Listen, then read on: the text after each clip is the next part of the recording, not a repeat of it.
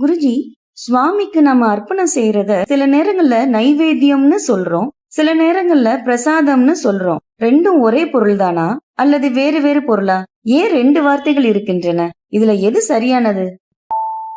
நைவேத்தியம் என்றால் நிவேத்தியம், நிவேதனம் எப்படி சொன்னாலும் ஒண்ணுதான். இந்த 3 வார்த்தைகளுமே கிட்டத்தட்ட ஒரே பொருளை உடைய வார்த்தைகள் தான். ஒன்றினுடைய மலர்ச்சி தான் இன்னொன்று, அதனுடைய மலர்ச்சி இன்னொன்று, ஒரு மாறி வரும் வடிவங்கள். அப்போ நிவேதனம், நிவேத்தியம், நைவேத்தியம் என்றால் என்ன? நிவேதனம் என்றால் அளித்தல், கொடுத்தல், அர்ப்பணித்தல் அப்படின்னு பொருள்.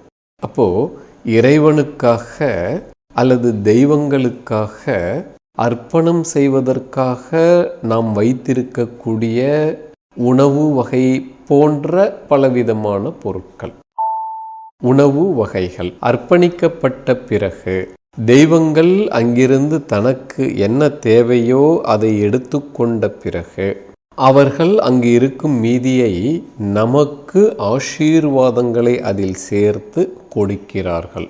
இப்பொழுது நமக்கு அது முழுவதுமே தெய்வங்களின் ஆசீர்வாதம் ஆகிறது. அதனால் அதற்கு பெயர் இனிமேல் பிரசாதம். பிரசாதம் என்றால் அருள் என்று பொருள். அப்போ தெய்வங்களுக்கு கொடுப்பதற்காக, அர்ப்பணிப்பதற்காக இருக்கும் வரை அதற்கு பெயர் நைவேத்தியம். அர்ப்பணிக்கப்பட்ட பிறகு நாம் அதை எடுக்கும் பொழுது, ஏற்றுக்கொள்ளும் பொழுது அதற்கு பெயர் பிரசாதம் என்று பொருள்.